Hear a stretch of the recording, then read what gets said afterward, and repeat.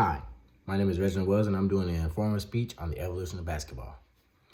Everything changes as we continue to grow in society as people. Nothing is the same, even the sports we played or watched today.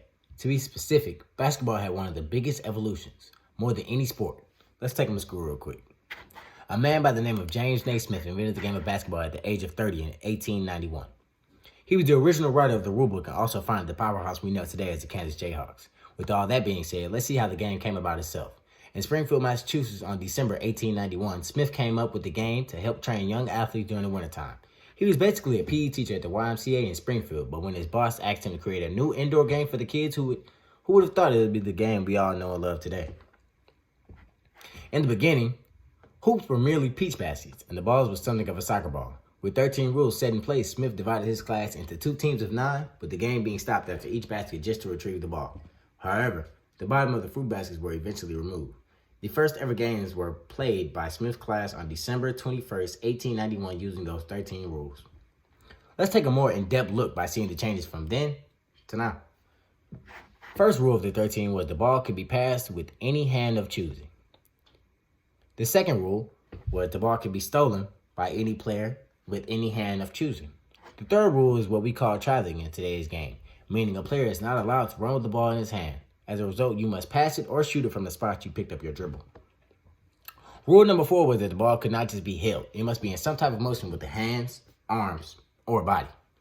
Rules 5 and 6 are stating the same thing, which is no fouling. Rule number 7 is if a team committed 3 or more fouls in a row, the other team will receive a basket. In modern day basketball, that is what you call the bonus. Once your team enters the bonus, you'll be able to shoot free throws every time you get fouled. Rule 8 says the bucket is scored when you shoot from the ground and it stays in the basket. Rule 9 is basically what you call an inbounder. In today's game, for example, you have 5 seconds to inbound the ball. If you can't inbound the ball within those 5 seconds, then the other team receives the ball. Rule 10 states that the referee will be in charge of foul calls and letting them know when the team is in the bonus. 11 just explains the referee's duties, which are to keep score and make correct play calls, things of that nature. Rule 12 explains how the game length is. You play 15-minute halves with 5-minute breaks in between. And the final rule from the original rules was whoever scored the most baskets won the game. And if there was a draw, the next basket would determine the winner. Although those 13 rules were created, basketball continued to grow and change over the years as the NCAA came along in 1909 and the NBA in 1949. Some of those rules have been altered and changed. There are over hundreds of rules. More than enough changes were made to the game since then.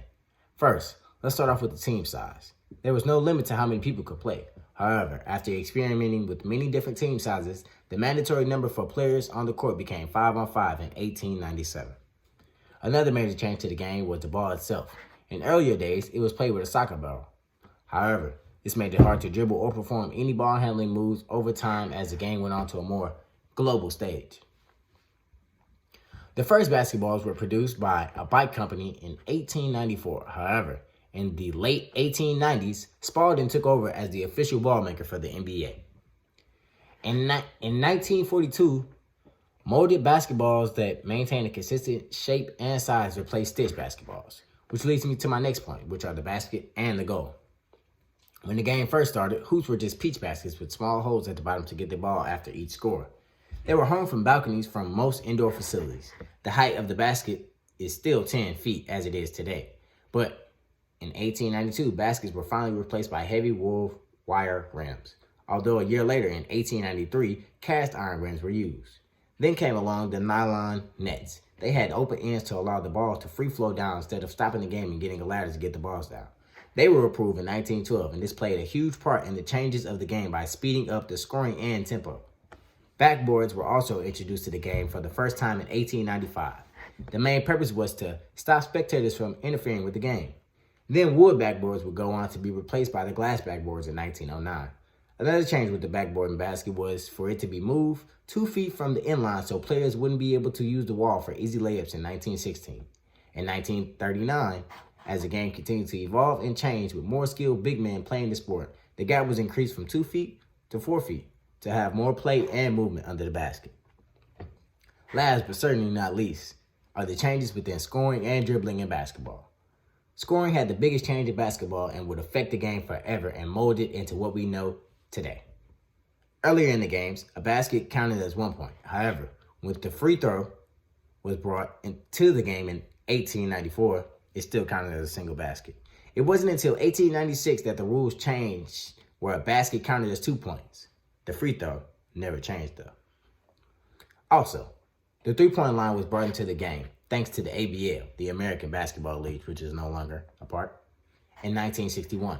In 1967 is when they started using the three-point line on an international scale and was then adopted by the NBA in 1977. Even college level didn't have a three-point shot until 1980.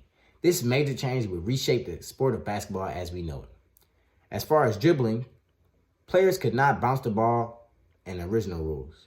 They were only allowed to dribble once and then pass the ball. They weren't allowed to shoot after dribbling. However, in 1909, the game changed forever. Players were not allowed to continuously dribble the ball and even shoot off the dribble.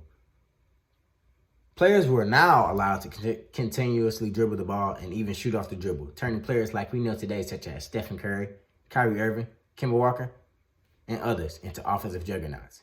In conclusion, the game of basketball has had many changes since it was first invented, allowing players to have more freedom and fun on the court with better equipment and game management. The game of basketball is steady growing, but in the end, we all know where it started and what rules and regulations paved the way for the game to reach the point it's at now today. Thank you.